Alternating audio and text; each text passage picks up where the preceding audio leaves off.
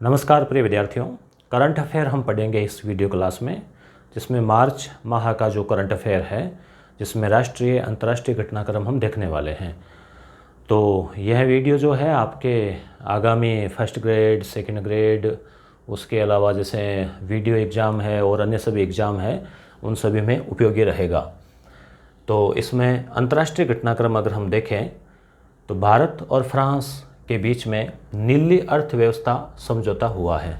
आप ध्यान में रखें कि भारत और फ्रांस के बीच में हमेशा से ही, शुरू से ही, लंबे अरसे से, आज़ादी के बाद से आप मानिए कि अच्छे संबंध रहे हैं। दोनों की कुछ सांस्कृतिक जो विरासत है वो भी मिलती है, और उसके अलावा जैसे फ्रांस के पर्यटक भी भारत में बड़ी मात्रा में आते हैं, तो फ्रांस एक अच्छा मित्र जो है वो भारत का है। और आपको ध्यान में होगा राफेल विमान जो है, इतने महंगे राफेल विमान, वो भी फ्रांस से ही भारत ने लिए हैं। समुद्री अर्थव्यवस्था पर द्विपक्षीय आदान प्रदान, यानी समुद्र से जुड़ी हुई जो चीज़ें हैं उनको लेकर भारत ने फ्रांस के साथ में एक समझौता किया है, जिसमें समुद्री व्यापार, उद्योग, प्रौद्योगिकी, अनुसंधान, पर्यटन, जल मार्ग इत्यादि पर आपसी सहयोग होगा।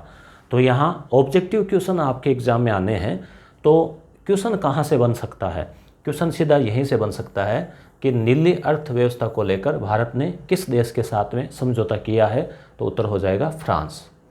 ठीक है।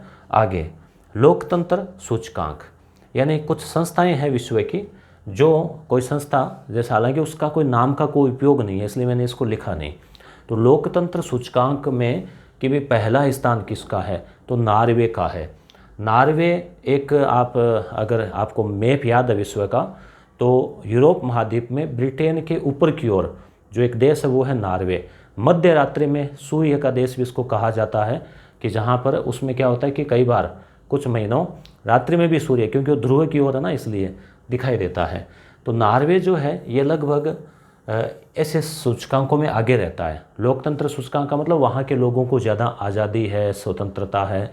वो जो प्रसन्नता सूचकांक है उनमें भी इन देशों का नाम आता है। नॉर्वे और फिनलैंड, ऐसे देशों को स्कैंडिनेवियाई देश भी कहते हैं। भारत का स्थान इसमें 46वां है 167 में से।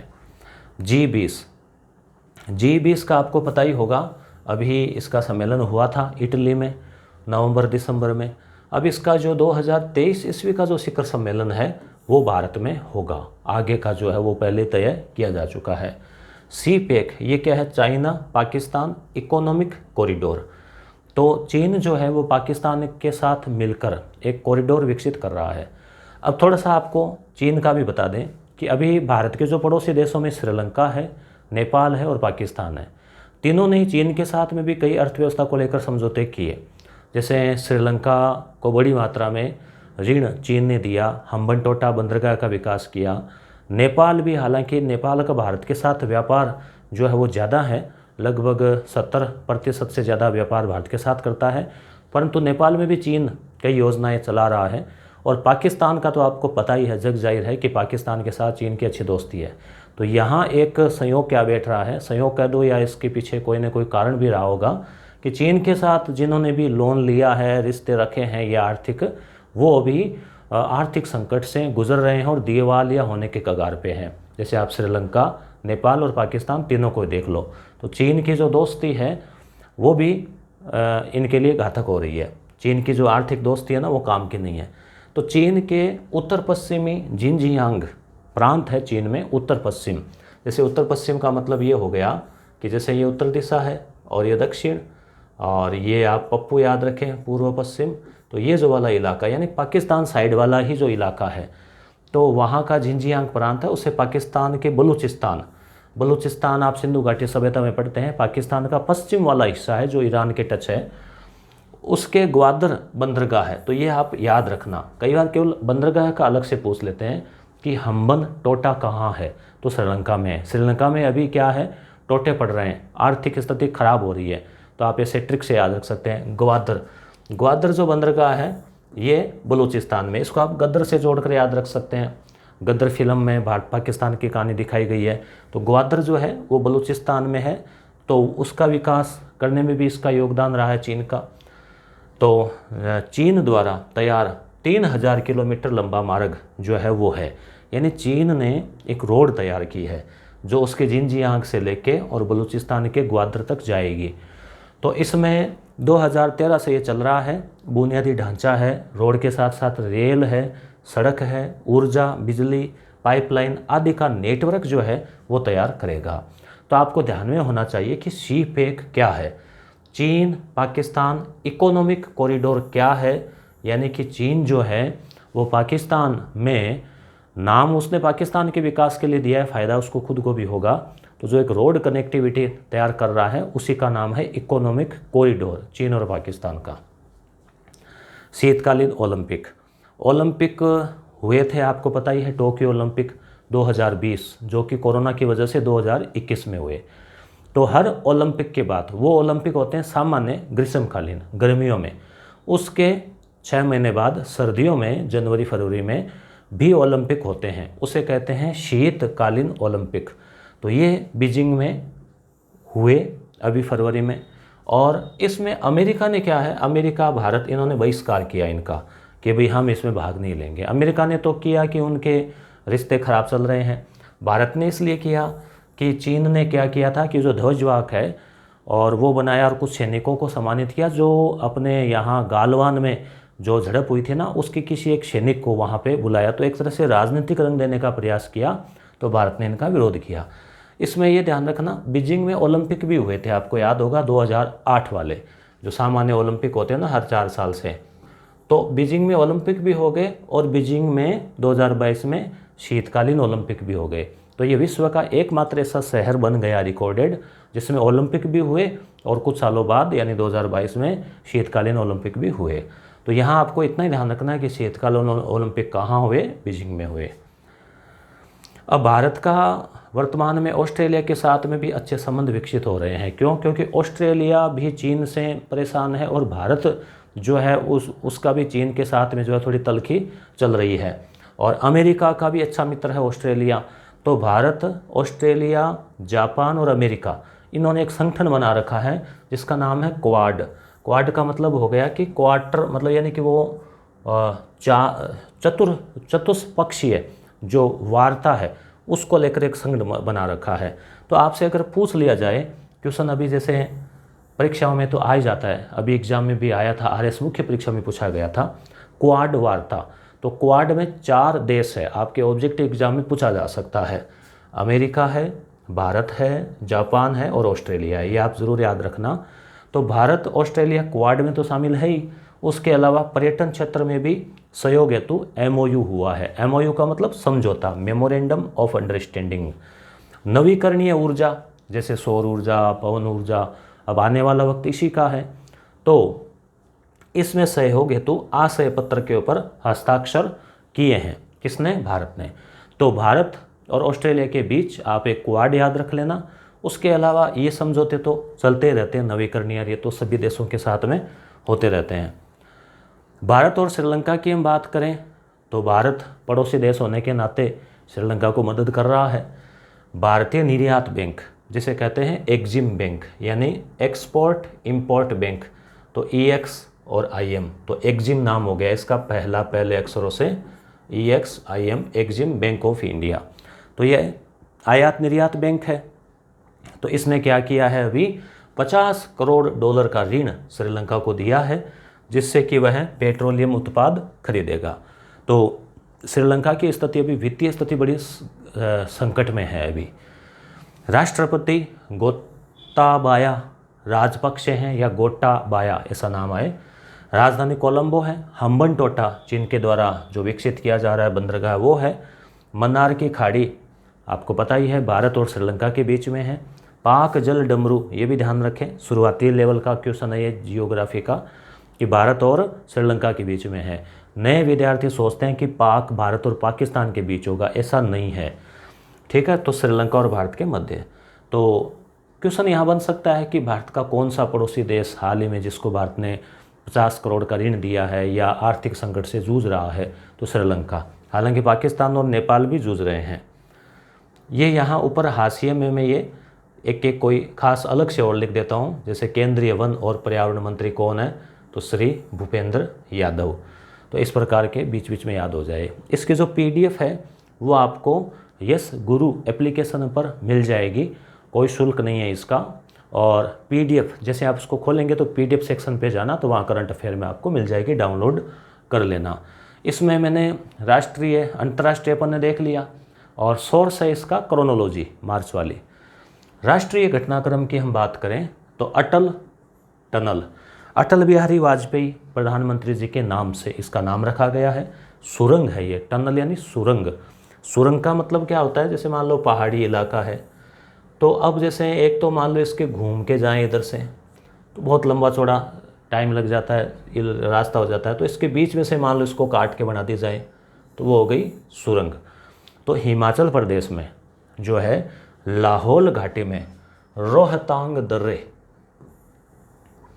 ठीक है, लाहौल घाटी में रोहतांग दर्रे में स्थित है ये। तो यहाँ से क्वेश्चन बन सकता है कि अटल टनल कहाँ है, रोहतांग दर्रा। 9 किलोमीटर लंबाई है, 10 मीटर की चौड़ाई है, 5 मीटर ऊंचाई है। अब यहाँ क्वेश्चन यहाँ से नहीं बनेगा कि कितनी चौड़ाई है कितनी लंबाई है, आपको स्थान ध्यान में रखना है। ये आपकी जानकारी के लिए है कि आप कल्पना करो कि 10 किलोमीटर लंबी सुरंग बनी है, कितना खर्चा आया होगा, उसके बीच में से आप गुजरेंगे तो कितना आपको रोमांचक फील होगा, वो भी है। तो मनाली को लेह से जोड़ती है ये, मनाली कुल्लू मनाली पर्यटक स्थल है, लेह लद्दाख कश्मीर में, लेह में उसमें लद्दाख में। तो 46 किमी की दूरी अब कम हो गई है, 3000 मीटर की ऊंचाई के ऊपर ये स्थित है, ये वर्ल्ड रिकॉर्ड है।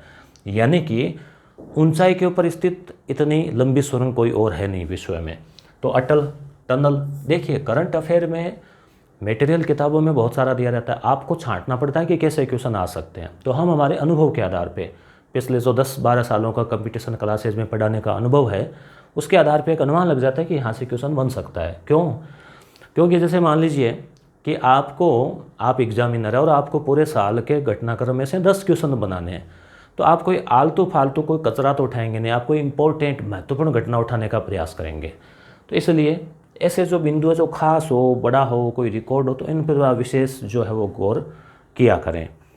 समानता की मूर्ति, जैसे कुछ सालों पहले सरदार वल्लभ भाई पटेल की मूर्ति लगाई गई थी, इसी प्रकार से अब एक मूर्ति और तैयार की गई है, स्टैच्यू ऑफ इक्वेलिटी। ठीक है, आप कमेंट करके जवाब दें कि जो सरदार वल्लभ भाई पटेल की मूर्ति थी उसका क्या नाम रखा गया था। तो स्टैच्यू ऑफ इक्वलिटी, इक्वलिटी का मतलब क्या होता है, इक्वल यानी समान। तो श्री रामानुजाचार्य, आपको पता ही है जब आप भक्ति आंदोलन पढ़ते हैं तो एक तो रामानंद उत्तरी भारत में, दक्षिणी भारत में थे रामानुज आचार्य। तो भारत में भक्ति आंदोलन के जनक रामानुज आचार्य थे, भक्ति आंदोलन के जनक हो गए। इनकी जो मूर्ति बनी है 216 फीट, यानी आप थोड़ी कल्पना करें कि 100-200 फीट काफ़ी बड़ी मूर्ति जो है वो है। हैदराबाद में तेलंगाना में जो है स्थापित की गई है।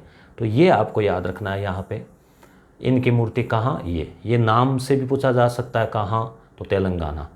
पीएम के द्वारा, मोदी जी के द्वारा इसका अनावरण किया गया। ये कौन थे, 1017 में इनका जन्म हुआ था श्री पेरम्बदूर में, तमिलनाडु में। जन्म तमिलनाडु में हुआ, मूर्ति तेलंगाना में जो है स्थापित की गई है। रामानुजाचार्य का जन्म हुआ, इनका जो पंथ है वो कहलाता है विशिष्टाद्वैत दर्शन की स्थापना की थी। तो ये तो कॉमन जीके की बातें हैं और ये करंट से जुड़ी हुई बात है, तो आप इसको ध्यान में रखना। रामसर कन्वेंशन व स्थल, रामसर आप नाम सुनते हैं जब राजस्थान जीके पढ़ते हैं तो उसमें आता है कि एक तो सांबर झील और एक भरतपुर गन्ना अभ्यारण्य, ये रामसर भूमि में आते हैं। अब रामसर सोचते हैं कि भाई कोई राजस्थान का कोई नाम होगा, रामसर कोई गांव होगा, है ना। तो इसमें रियलिटी ये है कि है तो ये स्थान ही, पर भारत में नहीं है। आर्द्र भूमि, आर्द्र भूमि का मतलब ज़मीन जो है वहाँ पे से कोई नदी जा रही है या ऐसा इलाका जो गीला रहता है, आर्द्र रहता है, वो इलाका। तो उसके संरक्षण, प्राकृतिक रूप से मान लो वहाँ पे नम भूमि है, पानी से है, कीचड़ टाइप का है, दलदल टाइप की है, तो उसके संरक्षण के लिए और कुशलता से उसके उपयोग के लिए एक अंतर्राष्ट्रीय संधि है जिसे कहते हैं रामसर कन्वेंशन। रामसर जो है वो ईरान में एक शहर है, वहाँ पर एक समझौता हुआ, इसलिए इसका नाम पड़ गया रामसर। तो दो तो इस रामसर समझौते के अनुसार राजस्थान में साइट है, उनका क्वेश्चन भी पूछा जाता है। तो याद रखना 1971 में रामसर, राजस्थान में 2 स्थान, एक तो सांभर और एक केवलादेव, इनका तो अक्सर पूछ ही लिया जाता है, आता ही रहता है क्वेश्चन। और उसके अलावा गुजरात में खिजादिया, यूपी में बखीरा वन्यजीव अभयारण्य अभी शामिल किए गए हैं। तो इस प्रकार से कुल 49, भारत में 49 जो ऐसे स्थल है जो रामसर कन्वेंशन में शामिल है। राजस्थान में से 2 स्थल है, तो राजस्थान का आप ये 2 स्थल जरूर याद रखना, सांबर और ये केवलादेव। वन्य जीव संरक्षण अधिनियम 1972 में बना था, ये भी आप फैक्ट याद रख सकते हैं। तो रामसर वाला आप अवश्य याद रखें कि किससे जुड़ा हुआ है, आर्द्र भूमि से संबंधित है ये। ONORC, one nation one ration card. Ration card आप सभी के पास है, तो राशन कार्ड से हम राशन वासन लाते हैं मान लीजिए, तो उसमें होता क्या है, समस्या होती है। जैसे मान लो राजस्थान का कोई निवासी है, यूपी जाके बस गया, तो फिर वहाँ नया राशन बनाओ राशन कार्ड, तो फिर खाद्य सुरक्षा और आदि में उसको दिक्कत आती है। तो सरकार ने प्रयास किया है कि एक राशन कार्ड हो तो भारत में कहीं भी जाके उसको राशन मिल जाए, किसी भी दुकान से मिल जाए, कहीं से भी जहाँ कहीं रहे। राजस्थान में मान लो मैं सुजानगढ़ से, मान लो सुजानगढ़ छोड़ के जाके जयपुर रहने लग गए, तो फिर वहाँ कोई व्यक्ति उसको दिक्कत आएगी। तो इसलिए राशन कार्ड की राष्ट्रव्यापी पोर्टेबिलिटी सुविधा सभी राज्यों, 28 राज्य और 8 केंद्र शासित प्रदेशों में ये लागू हो गया है। राष्ट्रीय खाद्य सुरक्षा अधिनियम, ये भी आप सब याद रखें, 2013। इसमें यह तय किया गया है कि प्रत्येक व्यक्ति को खाद्य सुरक्षा मिले, जैसे भूखा नहीं रहे। जैसे मनरेगा रोजगार गारंटी है, वैसे ही ये गारंटी एक्ट जो है 2013 में मनमोहन सिंह सरकार के द्वारा जारी किया गया था। अधिनियम जो है ये NFSA, जल जीवन मिशन, यानी जल जो है वो जीवन है। तो देश के 100 जिलों में हर घर जल नल का कनेक्शन हो पीने के पानी का, ये एक अभियान सरकार ने चलाया है। देखिए हम लोग कहते हैं सरकार चाहे किसी की भी हो, हम कहते हैं ना कई बार कि सरकार कौन सी बोरी पहुंचाती है घर पे से, मारवाड़ी में कई बार कहते हैं ना कि कहीं बोरियाँ पुगावे।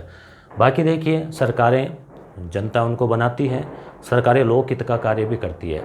पहले गांव-गांव सड़क योजना, फिर गांव-गांव बिजली योजना, अब गांव-गांव जल योजना, साक्षरता योजना, बहुत सारी खाद्य सुरक्षा। आप सोचिए कि कितनी सारी जो योजनाएं हैं वो सरकार के द्वारा चलाकर देश के विकास का, गरीब जनता के विकास का प्रयास किया जाता है। हालांकि कुछ योजनाओं की कमियां भी रह जाती है क्रियान्वयन में। सस्ती और स्वच्छ ऊर्जा में विश्व उत्कृष्टता केंद्र IIT धारवाड़। तो ये जो IIT धारवाड़ है ये कर्नाटक में है। धारवाड़ की चट्टानें लौह खनिज के लिए भी जानी जाती है, जियोग्राफी के हिसाब से आप ध्यान में रखें। तो क्वेश्चन ये बन सकता है यहाँ पे कि सस्ती और स्वच्छ ऊर्जा में विश्व स्तर पर उत्कृष्टता केंद्र के रूप में IIT धारवाड़ को चुना गया है। अब यहाँ ऊर्जा से ध्यान में रखें, केंद्रीय ऊर्जा मंत्री RK सिंह है। पहले हमने वन और पर्यावरण मंत्री का देखा था। ADB क्या है? एशियन डेवलपमेंट बैंक, यानी ACI विकास बैंक। मुख्यालय है इसका फिलीपींस की राजधानी मनीला में, मनीला, ठीक है। तो ये जो है ये क्या करती है, भारत में कई योजनाएं चल रही है, तो उसमें एक तो ADB है, विश्व बैंक है, इन सब के सहयोग से। तो ADB ने 2021 के वर्ष में भारत को 17 मदों में $4.6 अरब का ऋण दिया। तो ये नॉर्मल आप ध्यान में रख सकते हैं। गणतंत्र दिवस अभी जो मनाया गया था उसमें अलग अलग झांकियाँ निकाली जाती हैं, जिसमें यूपी की जो झांकी थी उसको सर्वश्रेष्ठ दर्जा दिया गया। मुंबई में भारत के सर्वाधिक करोड़पति परिवार रहते हैं, यानी दिल्ली, मुंबई, तो इनमें मुंबई में करोड़पति ज़्यादा रहते हैं। आगे हम इसको और पढ़ेंगे जब वो पूरी सूची आएगी। गोबर धन, देखो जैसे धन हर चीज़ में है ना, तो गोबर भी एक धन की तरह काम आ सकता है किसानों के लिए, पशुपालकों के लिए, जिसमें क्या है गोबर से गैस बनाई जाएगी, फिर उसको बेची जाएगी, तो किसान की आमदनी बढ़ेगी। तो इंदौर में, मध्य प्रदेश MP में इसका एक बड़ा प्लांट जो है वो लगाया गया है। 2024 तक कृषि क्षेत्र में डीजल का प्रयोग बंद करने का प्रयास किया जाएगा। 2024 डीजल से क्या होता है, जलवायु में प्रदूषण बढ़ता है, उससे जलवायु परिवर्तन, कार्बन डाइऑक्साइड वगैरह गैसों का उत्सर्जन। तो अब इनकी जगह नवीकरणीय चीज़ें आ रही है, 100% नवीकरणीय ऊर्जा काम में ली जाएगी। अब आता है अंतरिक्ष और रक्षा प्रौद्योगिकी से जुड़े हुए कुछ टॉपिक। इसरो आप जानते हैं भारतीय अंतरिक्ष अनुसंधान संस्थान, तो इसने INSAT 4B, ये ध्यान रखना 4B, इन सेट का मतलब इन यानी इंडिया, सेट यानी सैटेलाइट, इंडियन सैटेलाइट। 4B अभी इनके नाम होते हैं, उस उपग्रह को निष्क्रिय कर दिया। क्यों? क्योंकि ये अंतरिक्ष में घूम रहा था और इसकी वैलिडिटी ख़त्म हो चुकी थी, कोई काम नहीं था। तो यहीं से रॉकेट छोड़ा और उसको अंतरिक्ष में उड़ा दिया। तो इसमें दो चीज़ें हैं, एक तो ये उपग्रह फालतू घूम रहा था तो उसको नष्ट कर दिया। दूसरा, शक्ति भी दिखाई देती है पूरे विश्व को कि भारत के पास, जैसे जो गिने चुने विकसित देश है उनकी तरह भारत के पास भी ऐसी टेक्नोलॉजी है कि अंतरिक्ष के उपग्रह को भी यहाँ धरती पर बैठे बैठे उड़ाया जा सकता है। तो अगर दुश्मन देश के उपग्रह को भी भारत उड़ा सकता है आवश्यकता पड़े तो। सी डोम क्या है? इजराइल की बहुस्तरीय मिसाइल रक्षा प्रणाली है। तो सीधा क्वेश्चन यहाँ से बन सकता है। इसी प्रकार से एक वो सॉफ्टवेयर था ना जिसको लेकर काफ़ी जासूसी वाला, याद है क्या आपको? पेगासस। तो ये भी इजराइल का है, ठीक है। और इजराइल एक छोटा सा देश है, राजस्थान जीके में आप पढ़ते हैं, राजस्थान उससे 17 गुना बड़ा, तो राजस्थान से 17 गुना छोटा, परंतु टेक्नोलॉजी में बहुत आगे हैं। पश्चिम के विकसित देशों ने इसको अपना मित्र बनाकर इसको टेक्नोलॉजी दी और ये खुद भी, यहाँ के लोग भी इसमें आगे हैं। जैसे सूक्ष्म सिंचाई योजना, उसके अलावा हरक्यूलिस विमान, तो ऐसे कई भारत ने इजराइल से लिए हैं। कई जोजोबा होबा का पौधा आप पढ़ते हैं। कृषि के मामले में कई मामलों में इजराइल जो है सुरक्षा प्रणाली, तकनीक आदि के मामले में काफ़ी आगे हैं इजराइल। हवानसोंग 12 सॉन्ग मतलब गाना, हवा नाम देकर आपको पता चल रहा है कि चीन वीन का कुछ होगा। तो ये चीन, कोरिया, जापान इधर ऐसे नाम चलते हैं। तो हवानसोंग 12 क्या है? उत्तर कोरिया की मध्यम दूरी की बैलिस्टिक मिसाइल है।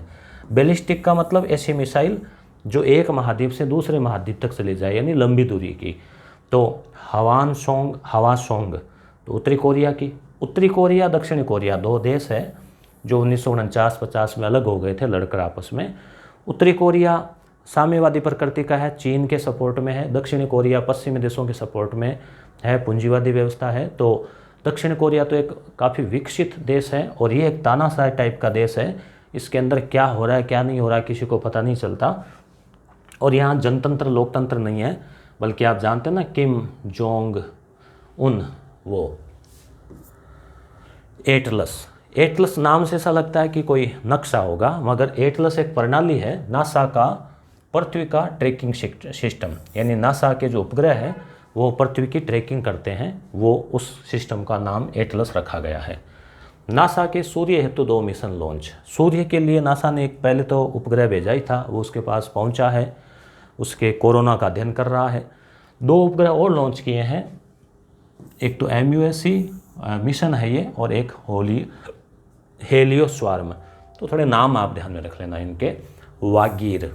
वागीर क्या है? तो ये भारत की ध्यान रखना, भारत की स्कॉर्पियन श्रेणी की पनडुब्बी है। पनडुब्बी क्या होती है? समुद्र के अंदर यानी पानी के अंदर डूबी भी रहती है। वो जहाज़ तो ऊपर चलती है, ये अंदर भी डूबी रह सकती है और अंदर चल के जहाज़ों को नष्ट कर सकती है। तो पनडुब्बी है, इसका परीक्षण किया गया वागीर। P-8I ये क्या है? समुद्री गश्ती विमान। गश्ती का मतलब समुद्र में सुरक्षा के लिए जो गश्त लगाते हैं, जो राउंड लगाते हैं, वो विमान है। USA की कंपनी है बोइंग, ये ध्यान रखना। अमेरिका की सबसे बड़ी विमान बनाने वाली कंपनी है बोइंग। इसने यह तैयार किया है, भारत ने खरीदे हैं। समुद्री टोही और पनडुब्बी रोधी युद्धक विमान है ये, यानी पनडुब्बी को रोक दें और गश्ती भी करें। तो गश्ती का मतलब या मटर गश्ती नहीं है, गश्ती यानी कि वो निगरानी। अब आते हैं आर्थिक मामले। ठीक लग रहा होगा मेरे ख्याल से, समझ में आ रहा होगा आपके। आर्थिक मामलों की बात करें तो भारत ने चीन के 54 ऐप पर पुनः प्रतिबंध लगा दिया है। इससे पहले शायद 2 साल हो गए होंगे, कुछ ऐप पर प्रतिबंध लगाए थे, वो गेम इसके अंदर टिकटॉक वगैरह। अब 54 पर और लगाए हैं, क्योंकि चीन का मतलब केवल संबंधों की बात नहीं है कि संबंध अभी कड़वे चल रहे हैं, बल्कि इन ऐप से अपनी जो प्राइवेसी है, अपने जो डाटा है वो उनके पास पहुंच रहे हैं। इससे क्या है, हैकिंग प्रणाली और भी कई चीज़ें हैं, वो सुरक्षा को खतरा है। इसलिए तो IT एक्ट 2000 की धारा 69A के तहत ये कदम उठाया जा सकता है कि अगर लगे तो सरकार को, जैसे ब्यूटी कैमरा, विवा वीडियो, ऐप लॉक इत्यादि कई कार्यक्रम जो ऐप है आप में से हो सकता है कोई यूज़ करते होंगे, तो अब मत करना, क्योंकि अपनी जो डाटा है आजकल मोबाइल से हर चीज़ जुड़ी रहती है, आधार से लेके बैंक डिटेल तक, तो सारी चीज़ें वहाँ जा सकती है, पहुँच सकती है। तो प्राइवेसी सुरक्षा के कारण, और मोबाइल भी चाइना के यूज़ करते हैं, ऐप भी चाइना के, तो फिर एक तरह से अपने तो सारे डाटा वहाँ पहुँच रहे हैं ना।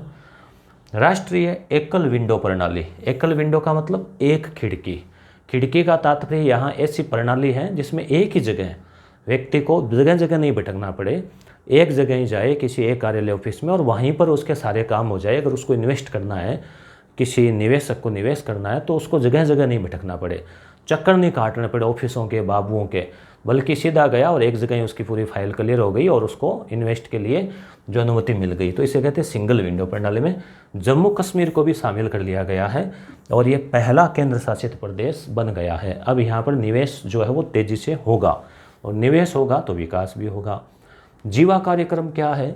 तो ये नाबार्ड बैंक जो है इसके द्वारा चलाया गया है, प्रारंभ किया गया है। नाबार्ड क्या है? नेशनल, एन का मतलब national bank for agriculture and rural development. तो ये ग्रामीण क्षेत्रों के विकास के लिए बैंक है। मुख्यालय इसका मुंबई है, इसका ध्यान रखना। नाबार्ड का मुख्यालय यहाँ लिख देता हूँ, बम्बई या मुंबई। इसके द्वारा उद्देश्य क्या है? पर्यावरण अनुकूल खेतीबाड़ी को प्रोत्साहन, प्राकृतिक कृषि। अब एक टाइम था जब कृषि बहुत वीक थी, तो हरित क्रांति आई जिसमें खेती में उर्वरक वगैरह रसायन प्रयोग किए गए। अब रसायन से नुकसान हो रहा है, तो वापस कह रहे हैं कि प्राकृतिक खेती, जैविक खाद, उसका प्रयोग किया जाए। आरबीआई क्या करती है आजकल? हर 2-2 महीने से अपनी मौद्रिक नीति जारी करती है। पहले 3 महीने से था, अब 2-2 महीने से, जिसमें सामान्यतः वो ब्याज दरें हैं ना वो जारी करती है। तो रेपो रेट 4% है और रिवर्स रेपो रेट 3.35% है। इसको नया घटाया है, नया बढ़ाया है, पिछले 8-10 महीने से यही चल रही है। तो आप ये ध्यान में रख लें, क्योंकि स्थिर है इसलिए आप इसको ध्यान में रख लें, नहीं तो हर 2 महीने से बदलती है तो फिर पेपर बनाने वाला भी सोचता है कि पता नहीं पेपर बनाए और आगे गड़बड़ हो जाए। तो ये जो है स्थिर है। रेपो रेट क्या होती है कि जब आरबीआई बैंकों को ऋण देता है तो बैंक बदले में जो इसको देते हैं ना ब्याज, वो है।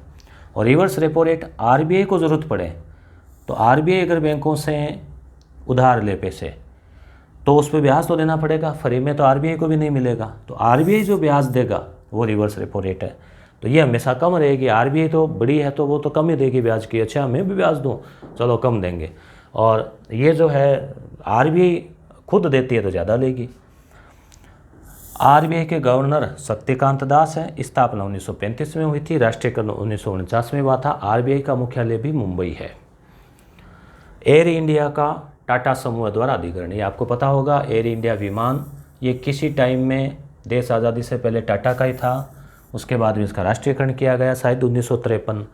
उसके बाद क्या हुआ? उसके बाद में फिर अभी वर्तमान में ये घाटे में चल रहा था, सरकार ने बेचा, बोली लगाई, टाटा ने इसको सबसे ज़्यादा बोली में ख़रीदा और अब इसको वापस अपनी चीज़ अपने हाथ आ गई। भारत की जीडीपी ग्रोथ रेट, आर्थिक विकास दर का अनुमान, आईएमएफ इंटरनेशनल मॉनिटरी फंड, अंतर्राष्ट्रीय मुद्रा कोष, मुख्यालय कहाँ है इसका? अमेरिका में, वाशिंगटन में। तो इसका मानना है कि 9% रहेगी। तो ये बहुत अच्छी बात है, बहुत अच्छी ग्रोथ रेट है। और ऐसा अनुमान है कि विश्व में सबसे ज़्यादा ग्रोथ रेट रहने वाली है आने वाले 1-2 सालों में भारत की। बेरोजगारी दर कितनी है? तो एक मिनट, कितने नंबर पेज है? हाँ, बेरोजगारी दर की हम बात करें तो 6.5% है। ये भी घटती बढ़ती रहती है, परंतु ये आप ध्यान रखें कि सबसे ज़्यादा बेरोजगारी हरियाणा में पाई गई और सबसे कम तेलंगाना में। तेलंगाना का एक पहले भी आया था, मूर्ति वाला, रामानुजाचार्य की। आर्थिक सशक्तिकरण योजना, ये क्या है? DNT, D notified. डीएनटी क्या एरिया होता है? डी नोटिफाइड एरिया होता है। इसमें कौन आते हैं? गैर अधिसूचित लोग आते हैं। जैसे अधिसूचित में तो अनुसूचित, अधिसूचित, इसमें अधिसूचना नहीं होती इनकी। ये खनाबदोश लोग हैं जो इधर उधर घूमते रहते हैं, जिनको नोमेडिक कहते हैं। और सेमी नोमेडिक हो गए अर्धघुमंतु। तो ये जो समुदाय है खनाबदोश और अर्धघुमंतु, खनाबदोश तो पूरी तरह से घुमंतु हो गए, तो इन समुदायों के कल्याण के लिए, जैसे मान लो कई चरवाहे हैं जो भेड़ बकरियां चराते हैं, कुछ और कोई ऐसी जातियां जनजातियां हैं, तो उनके कल्याण के लिए जो योजना है उसका नाम है आर्थिक सशक्तिकरण योजना। तो आपसे अगर पूछ लिया जाए कि भाई डीएनटी समुदाय क्या है, नॉर्मल कॉमन जीके के हिसाब से भी तो आपको ध्यान में रहना चाहिए। डीएनटी समुदाय हेतु कुछ आयोग भी गठित हुए, जैसे रेखे आयोग बना 2008 में। अब यहाँ से क्वेश्चन बन सकता है कि रेखे आयोग का संबंध किससे है? भिखुराम जी आयोग, तो ये सब डीएनटी समुदाय से संबंधित है। नेपाल ने भी भारत की यूपीआई मतलब जो पेमेंट सिस्टम होता है ना, आजकल हम मोबाइल से करते हैं पेमेंट, तो फ़ोन पे, गूगल पे, इन सभी में अपनी एक यूपीआई आईडी होती है जो सामान्यतः अपने मोबाइल नंबर आदि से बनती है। तो उस यूपीआई मतलब ये हो गया यूनिफाइड पेमेंट इंटरफेस। तो इस प्रणाली को डिजिटल भुगतान हेतु नेपाल ने भी अपना लिया है। तो भारत का जो यूपीआई सिस्टम है ये विश्व में सबसे शानदार, आप ध्यान रखना इस चीज़ का, आपको पता हो तो कई देशों ने इसको अपनाया है, नेपाल ने भी इसको अपनाया है। यूपीआई लाइट क्या है? अभी अखबारों में आया था, आपने पढ़ा होगा कि अब बिना इंटरनेट के भी जो लोग हैं, जिन गाँव में इंटरनेट नहीं है तो भी पेमेंट कर पाएंगे, या जो मोबाइल है ना बिना इंटरनेट वाला, छोटे वाला कीपैड वाला, कैसे है, उसमें कुछ नंबर डायल करने होंगे और उस मोबाइल नंबर पे फिर वो कोई मैसेज आएगा और फिर उसमें करने से तो बिना इंटरनेट के भी हो जाएगा। हालांकि थोड़ा सा जटिल रहेगा अनपढ़ आदमियों के लिए। तो जम्मू कश्मीर का डोडा जिला भारत की बैंगनी क्रांति या लेवेंडर की खेती का जन्म स्थान है। तो ये ध्यान रखना, डोडा। बैंगनी कलर आप जानते ही है, ये जो कलर है ये बैंगनी है, यहाँ पे लिखा हुआ शाही वाला। तो लेवेंडर एक पौधा होता है जिसका जो पुष्प है उसका कलर बैंगनी कलर का होता है, जामुनी कलर का। तो उसकी खेती जो है वो बैंगनी रंग के फूल है, इससे मिठास होता है, इत्र औषधीय पौधा है, ये तैयार किया जाता है। थोड़ा सा और देख लेते हैं। पुरस्कार और सम्मान, इससे पहले यहाँ एक आप अलग और देख सकते हैं, अक्षय कुमार उत्तराखंड के ब्रांड एम्बेसडर जो है वो बनाए गए हैं। जैसे अमिताभ बच्चन कई सालों तक गुजरात के पर्यटक ब्रांड एम्बेसडर थे, वैसे ही पुरस्कार और सम्मान की बात करें इस महीने, तो देखिए दोस्तों, हालांकि आप अपनी इच्छा अनुसार करंट अफेयर पढ़ें, मगर ये जो पुस्तक है क्रोनोलॉजी, मूमल, ये जो किताबें हैं लोकप्रिय, तो इसको आप पढ़ते हैं तो थोड़ी सी आपको शुरुआत में बोरिंग लगती है। पहले आप ये मेरा वीडियो देख लें, उसके बाद आप उसे पढ़ेंगे तो आपको बड़ी ईजी लगेगी। कुछ नई चीज़ें भी वहाँ हो सकता है मिल सकती हो, ऑब्जेक्टिव क्वेश्चन भी मिलेंगे, तो उसकी भी आप रीडिंग लगा लेना। ये पीडीएफ की रीडिंग लगा लेना, एक बार वीडियो देख लेना। तो महीने में 1 घंटा या आप 1.5-2 घंटे इस वीडियो को देते हैं तो इतने में आपके कवर हो जाता है। राजस्थान वाला पार्ट का मैंने अलग वीडियो बना रखा है आधे घंटा का, और राजस्थान बजट का अलग, और 1 घंटे का ये वीडियो मान लो, तो 1.5 घंटे में आप पूरे 1 महीने की क्रोनोलॉजी या 1 महीने का जो करंट अफेयर है वो पूरा कवर कर लेते हैं। पुरस्कार और सम्मान में दादा साहब फाल्के, ये वो पुरस्कार नहीं है दादा साहब फाल्के जो मिलता है, ये है दादा साहब फाल्के अंतर्राष्ट्रीय फिल्म महोत्सव पुरस्कार, यानी दादा साहब फाल्के के नाम से अंतर्राष्ट्रीय फिल्म महोत्सव पुरस्कार है, ये ध्यान रखना। तो ये इसमें film of the year Pushpa आपने देखी होगी, पुष्पा वाली, पुष्पा झुकेगा नहीं, ठीक है। और सर्वश्रेष्ठ फिल्म शेरशाह है, ये शायद शेरशाह सूरी के नाम से। अभिनेता रणवीर सिंह, फिल्म 83 कपिल देव के ऊपर जो है वो थी। और अभिनेत्री कृति सेनन, फिल्म मिमी के लिए। तो आप ये दोनों तीनों थोड़ा थोड़ा ध्यान में रख लेना। खेल परिदृश्य की बात करें तो आईपीएल अभी चल रहा है, तो आईपीएल जो है 2022, इसमें 8 की जगह इस बार 10 टीमें खेलेगी। तो एक तो गुजरात टाइटंस और एक लखनऊ सुपर जायंट, तो ये 2 नई टीमें हैं। गुजरात टाइटंस के नेतृत्व करेंगे उसका हार्दिक पांड्या, और लखनऊ वाले का करेंगे केएल राहुल। तो 2 नई टीमें आ गई, तो कुल 10 टीमें जो इसमें खेल रही है। बाकी जो क्रिकेट प्रेमी हैं उनको इसके बारे में और ज़्यादा जानकारी होगी, ठीक है। आगे हम देखते हैं। भारत ने आईसीसी अंडर 90 यानी 19 साल से छोटी आयु के जो क्रिकेट खिलाड़ी है उनका आईसीसी इंटरनेशनल क्रिकेट काउंसिल, ये जो इसका प्रतियोगिता होती है इसकी, तो ये विश्व कप, यानी आप अंडर 90 विश्व कप, ये ध्यान रखें, अंडर 90 विश्व कप क्रिकेट का, ये किसने जीता 2022 का? तो भारत ने जीता। किसको हराकर? इंग्लैंड को पराजित करके। प्रज्ञानानंद ये शतरंज के विश्व चैंपियन है। 16 वर्ष का लड़का है, तमिलनाडु का। इतना टैलेंट है इसके ये शतरंज को लेकर कि इन्होंने विश्व के 1 नंबर खिलाड़ी नॉर्वे के मैग्नस कार्लसन, आपने नाम सुना होगा, ध्यान रखें, अलग से क्वेश्चन भी बन सकता है कि मैग्नस कार्लसन का संबंध किस खेल से है, तो शतरंज से है। ठीक है, तो को ऑनलाइन टूर्नामेंट में, ऑनलाइन हुआ होगा ये, तो ऑनलाइन में पराजित कर दिया। तो इस खिलाड़ी को प्रज्ञानानंद ने पराजित कर दिया। कहाँ का है? तमिलनाडु का है। 2018 में प्रज्ञानानंद ग्रैंड मास्टर का दर्जा इनको मिल गया था। यानी ग्रैंड मास्टर भी एक उपाधि होती है शतरंज में, जो निश्चित नॉर्म्स प्रतियोगिता पार करने के बाद में मिल जाती है। 2022 शीतकालीन ओलंपिक खेल बीजिंग में हुए, हमने इसकी चर्चा की थी। शुभंकर था बिंग ड्वेन पांडा है ये, जो अर्थ है इसका शक्ति और यौवन। पहला स्थान नॉर्वे का रहा पदक के मामले में। तो नॉर्वे का भी 3 बार जिक्र हो गया, एक तो अभी हुआ, एक नॉर्वे का ये है, और एक नॉर्वे का मध्य रात्रि में सूर्य के देश के समय में इसका पड़ा था। लोकतंत्र सूचकांक में भी इसका पहला स्थान है नॉर्वे का। विवेक देबराय, ये कौन है? पीएम की आर्थिक सलाहकार परिषद के अध्यक्ष है, ध्यान रखना इसको। ये अलग अलग हाशिए में अलग से एक आधा पॉइंट हर पेज पे लिखते हैं तो सीधा याद हो जाए।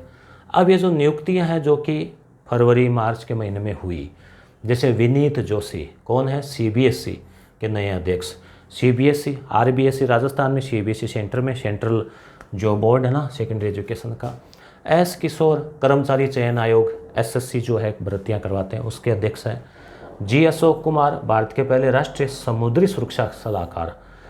समुद्री सुरक्षा सलाहकार ये कौन है? सेवानिवृत्त वाइस एडमिरल रहे हैं, नौसेना के बड़े पदाधिकारी रहे हैं, वाइस एडमिरल। तो इनको पहला राष्ट्रीय समुद्री सुरक्षा समन्वयक बनाया गया है। तो इम्पोर्टेंट यहाँ से बनता है ये क्वेश्चन। एम जगदीश कुमार, ये यूजीसी विश्वविद्यालय यूनिवर्सिटी ग्रांट कमीशन, विश्वविद्यालय अनुदान आयोग। पहले नेट का एग्ज़ाम के लिए अक्सर आम स्टूडेंट जानते थे इसको, छात्रवृत्ति वगैरह देना। स्थापना 1956 में हुई थी, तो उसके ही अध्यक्ष है। तो इसमें है ये 4-5 बने हैं, तो इसको तो आपको रटना होगा, 2-3 बार पढ़ोगे तो। एंटोनियो कोस्टा, जैसे एंटोनियो गुटेरेस है ना, वो तो है यूनो के महासचिव, जबकि ये कोस्टा है, एंटोनियो कोस्टा, ये पुर्तगाल के प्रधानमंत्री है। पुर्तगाल यूरोपीय देश है, पुनः बन गए हैं, पहले रह चुके थे। खास बात क्या है? भारतीय मूल के हैं, ये इंपॉर्टेंट चीज़ है। तो देखो भारतीय मूल के लोग कहाँ कहाँ कितने कितने परचम जो है, झंडे जो है वो गाड़ रहे हैं सफलता के। अब कुछ निधन दुखद घटनाएं भी रही इस माह है, जैसे बप्पी लाहिड़ी, आप जानते होंगे नाम लेते ही, सोने की चेन, बहुत सारे आभूषण पहने हुए बप्पी लाहिड़ी। तो प्रसिद्ध संगीतकार, गायक, पश्चिमी बंगाल के थे, 69-70 की आयु में निधन हो गया। राहुल बजाज, बड़े बिजनेसमैन, बजाज समूह के पूरे चेयरमैन, 83 वर्ष की उम्र के थे। पद्म भूषण पुरस्कार भी मिला हुआ था, निधन हो गया। लता मंगेशकर, कोई ऐसा नहीं होगा जो इनको जानता नहीं। विश्वविख्यात गायिका, सुर सम्राज्ञी, स्वर कोकिला, 92 वर्ष की उम्र में एक बहुत ही सुखद लंबा जीवन जिया। 36 भारतीय भाषाओं में 30,000 गाने, 30,000 बहुत होते हैं, हमने शायद 30,000 सुने ही नहीं होंगे जितने इन्होंने गा दिए, क्योंकि एक गाने को गाना इतना आसान नहीं होता, कितनी प्रैक्टिस हो, कितना समय लगता होगा उसमें। फर्स्ट हिंदी फिल्मी गाना 1949 में फिल्म महल के लिए इन्होंने गाया। 1959 में, अब आप सोचिए आज़ादी से पहले, आज़ादी के समय से लेके और वर्तमान तक कितने इन्होंने प्रधानमंत्री देखे होंगे और कितना जैसे मतलब इन्होंने व्यवस्थाएं देखी है। तो पद्म भूषण मिला, फिर पद्म विभूषण मिला, और सबसे बड़ा पुरस्कार हो गया पद्म का। फिर भारत का सबसे बड़ा पुरस्कार हो गया भारत रत्न मिल गया। दादा साहब फाल्के फिल्म पुरस्कार मिल गया। तो इस प्रकार से सबसे बड़े पुरस्कार, तो आप भारत रत्न जरूर याद रख लेना। तो भारत रत्न सुर सम्राज्ञी लता मंगेशकर का निधन हो गया 52 वर्ष की आयु में इसी महीने। शकुंतला चौधरी, ये कौन है? ये असम की महिला थी, गांधीवादी, पद्मश्री मिला हुआ था, इनका भी निधन हो गया। अब कुछ दिवस और सप्ताह देख लेते हैं। कुल 8 पेज है, 6 पेज हो गए हैं। विश्व आर्द्र भूमि दिवस 2 फरवरी, आर्द्र भूमि का भी हमने पढ़ा था, रामसर कन्वेंशन। मृदा स्वास्थ्य कार्ड, मृदा स्वास्थ्य यानी मिट्टी जो है उसमें कौन कौन से पोषक तत्व हैं, इसका एक कार्ड बनता है और उसके आधार पर किसान उसमें खाद वगैरह डाल सकता है, फसल उगा सकता है। तो ये 2015 में मोदी जी ने योजना लागू की थी 19 फरवरी, इसलिए 19 फरवरी को मृदा स्वास्थ्य कार्ड के नाम से जानते हैं। राष्ट्रीय विज्ञान दिवस 28 फरवरी, ये आपको पता ही होगा, सीवी रमन के जो आविष्कार की खोज की याद में। और वित्तीय साक्षरता, वित्तीय साक्षरता का मतलब आजकल अपने को सारी डिजिटल चीज़ें करनी पड़ती है, तो बहुत सारे लोगों को वित्त से संबंधित जानकारी हो, बैंक से संबंधित और चीज़ों की, तो इसके लिए आरबीआई के द्वारा ये सप्ताह मनाया गया। पुस्तकें, how to prevent the next pandemic, तो पेंडेमिक का मतलब हो गई आपदा, संकट, तो उससे हम कैसे बचें, तो बिल गेट्स का है। फियरलेस गवर्नेंस यानी बिना डर के सरकार, तो ये किरण बेदी है, उनकी है। ग्रामीण विकास और पंचायती राज मंत्री गिरिराज सिंह है। अब कुछ इस महीने की योजनाएं और कार्यक्रम हम देख लेते हैं।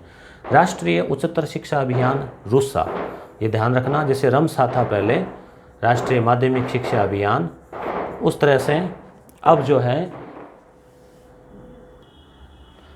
क्या है कि कोई बारात कहीं आई होगी तो इसलिए पटाखे छोड़े जा रहे हैं खुशी में। दूल्हा भी बड़ा खुश है, बाराती भी बड़े खुश है ना। तो ये राष्ट्रीय उच्चतर शिक्षा अभियान, तो ये रूसा जो है ये 2026 तक जारी रहेगा।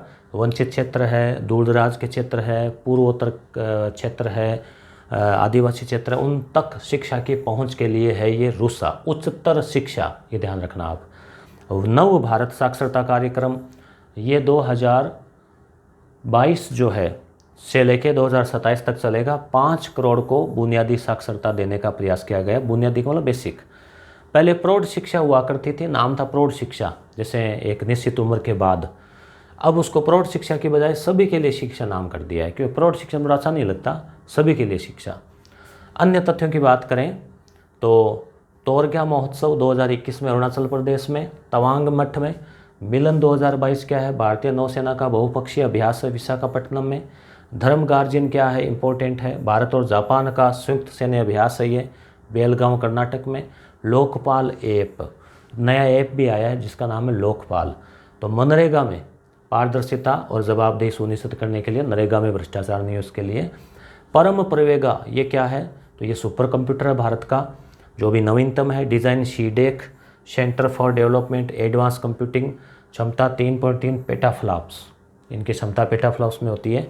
जियोलॉजिकल पार्क, ये ऐसे पार्क है जहाँ कोई खास जो है वो तथ्य हो, कोई पुराना भूगर्भीय घटना का। तो भारत का पहला भूवैज्ञानिक जियोलॉजिकल उद्यान जबलपुर, ये याद रखें, एमपी के लम्हेटा में बनाया जाएगा। लम्हेटा क्या है, तो लम्हेटा आप ज़रूर याद रखें, यूनेस्को द्वारा भू विरासत स्थल घोषित है लम्हेटा, यहाँ डायनासोर के जीवाश्म भी मिले हैं, तो ये लम्हेटा है।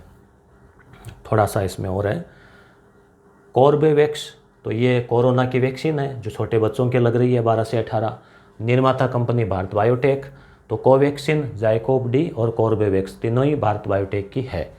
बुलेट ट्रेन भारत में चलेगी, इसकी घोषणा बहुत पहले हो गई थी, भारत और जापान मिलकर चलाएंगे। तो इसका पहला जो स्टेशन है वो बन रहा है सूरत में।